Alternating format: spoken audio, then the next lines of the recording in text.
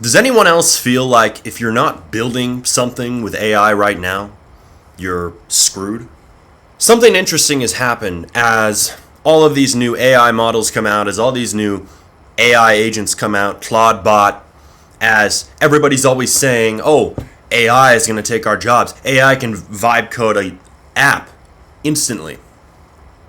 And as this is happening, people are thinking, oh, you know what? If AI is advancing like this, I got to be learning it. I got to be using it constantly, or else I'm falling behind. And what happens is there's a lot of model launches. There's a lot of viral demos that show up. There's people with, 15 Mac Minis laid out across their bedroom, each running a Claude bot agent on it. You see all this stuff on X, your timeline just filled with people talking about AI. Oh, 2 new models released in the same week. You got to use them. Opus 4.6, Codex 5.3.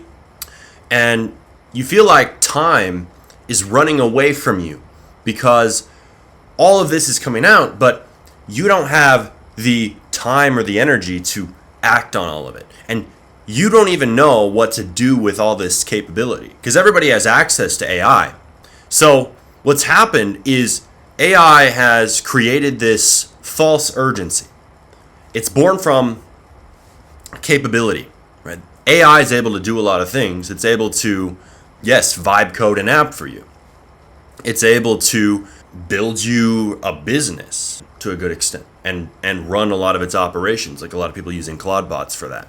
It's able to plan things out for you. It's able to help you make YouTube videos. It's able to edit things for you if you have the right AI agent. It can do all sorts of things. But here's the problem. When all this comes out, we get so caught up in the ability of AI that we forget what it is that we even wanted to do in the first place. We forget that it's not about what AI can do. It's about what we're working on and whether AI even fits into that at all. Have you thought about that? Are you even doing something that needs these AI tools? If you're running a YouTube channel, do you really need a Claude bot farm in your bedroom? Like, probably not. Like, you don't need to have Claude bots sitting there replying to every comment, handling your email list, running your Twitter. You can probably do that yourself, right? Especially as a small creator. So most people, they're just going to be burning money on tokens and AI subscriptions, but not getting anything out of it. It's like crypto pump and dumps, right? Oh, this AI model's going to make me rich.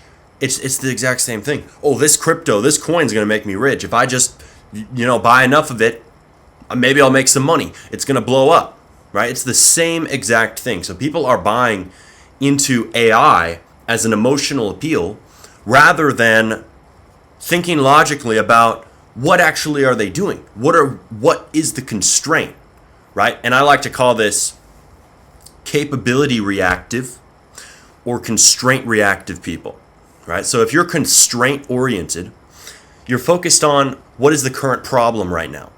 Oh, right now my sales are down. Okay. You're focused on how to make more money. How do I sell more of my course? How do I, get more income from my YouTube channel? Definitely a focus of mine right now as views dip during this season on my main channel, right? Whatever the main constraint is, that is what you focus on, not the potential, right? Potential can be very deceptive. You focus on the actual problem that you're dealing with right now. And the minute that you do that is the minute that most of the AI stuff just falls away, right? Isn't that interesting? If I think about, how do I get more sales? Well, really talking to an AI can help me to get some ideas. It can help me to automate some parts of the process of making my YouTube videos. It can help me to improve my product. But beyond that, really the most important thing that I need to do is sit down and record, which requires me. Right? I don't need a Claude bot farm to do this. So most of these things, most of the AI tools, even Claude Code, even Codex, they're secondary tools, right?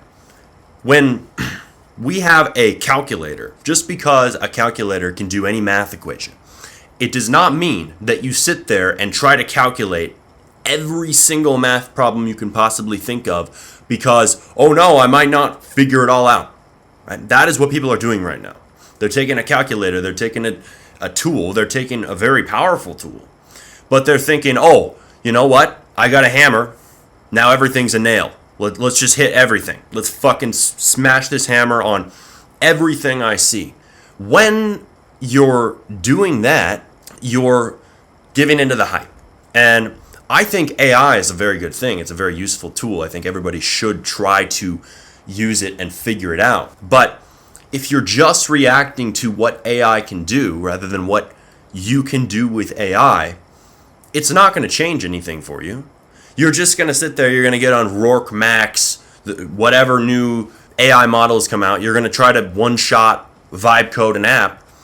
Maybe you'll try to put it out there, but then you're going to be like, okay, what was the point of that? It's getting no sales, it's getting no interest. Yeah, because that wasn't your thing. That wasn't your field of expertise. Not to say you couldn't make a successful app, but that it's less likely if you're just trying to buy into something because it is a hype cycle. Now, on the other side of things, say you've already had a YouTube channel for a long time. Say you've already been a Roblox developer for a long time like myself. Now AI comes out and you can kind of pick and pull from the new models and the new advancements and use the ones that actually fit your work. So for me, Claude Code, Codex, those have been very useful. But I wasn't just using them willy-nilly. I was like, okay, these will be useful. Let's plug them into the projects I already have. And that included having me use these tools, but also having the programmers on my team that are making this game called Brain Rot. Well, I'm not going to say the full name, but it's a brain rot game. We're going to have them use AI, and it significantly sped them up. But notice something. The core common denominator was not the AI model. That was not the special thing. It was what I was already doing. And that's fundamentally what people are missing here is, look, AI is great. Yes, it's powerful, but what are you doing, right? You're treating this AI model, you're treating the power drill as more important than whatever you want to build. You're treating the plywood as better than the final creation. So I think everybody right now way too focused on tech and what it is rather than what they can do with it. And that's really what we're going to be seeing going forward. And that's really what we're going to be seeing going forward is we're going to shift from this economy where everybody is so focused on what's new into one where everybody is more focused on what they can build and what they actually want to create with AI and how they're going to use it. Because we're going to be in a society very soon where everybody can make almost anything at any moment just by typing a few words. We're almost there. So, and within the digital world, of course, but that might come as well in the physical world because we might have physical robots doing things. We are getting to that point where everybody can make an app, everybody can make a website, everybody can make a game, everybody can make 3D models, everybody can make a video, everybody can make an AI generated script, everybody can make a trailer, everybody can make an image, everybody can go out there and even animate a 3D film on their own. But the question becomes, you have all these tools, what the hell are you going to do with them now? What are you going to use them for? Because if we just have tools on their own, they're pretty worthless. Like, let's just be honest, a toolbox on its own is not worth anything. You can go down to the Ace Hardware store and get one for like $50, $100, right? What is really valuable is what you build with it. What do you actually make? And that's why houses, buildings, they all sell for way more than the equipment that it cost to make them. They all sell for a way higher price because what we remember in construction that we forget in AI and technology is the final product is more valuable than the means to get there. That was the point. That was the goal. So a lot of people just need to figure out what they're actually doing and then see if AI even fits into that to begin with. Yes, do I think that you should explore? Absolutely. Do I think you should try new things? Do I think you should try new models? Yes. But if that's all you do, you're worshiping the toolbox rather than your own creation, your own life, your own trajectory, your own mission, whatever you're actually trying to build. And that's been something for me, is I've had to be very careful, because I'm definitely a tech brain type of guy. Always have been. I used to watch videos just to learn about all the new tech that was coming out. When I was 10 years old, I would sit there for hours just on my iPad just learning about this new technology and the new Apple products. I wanted to know all of it back then. And I still like to know about tech, but I like to do it with more of an aim and a goal now. So I have had to, back off from a lot of this stuff myself. I have had to say, okay, Remy, look, I know you want to try a Claudebot agent, but you don't really have a use for that right now, right? You're not a trader. You're not going to automate trading on Polymarket or whatever with a Claudebot. That isn't your lane, and that's fine. You can try it maybe for a side project, but that's not your main thing. Stay focused on Roblox game development. Stay focused on YouTube. Stay focused on what you're already building. Finish that. If AI fits into it, great. If not, that's fine as well. So we're going to be talking about AI more on this channel, because it's really not about AI necessarily and all the specific models that are out there and all the new advancements. Those are important, but what's more important is the bigger picture of how that fits into what you actually want to do with them. And also, like, as AI advances, as AI improves, that is going to significantly expand what the average person can do.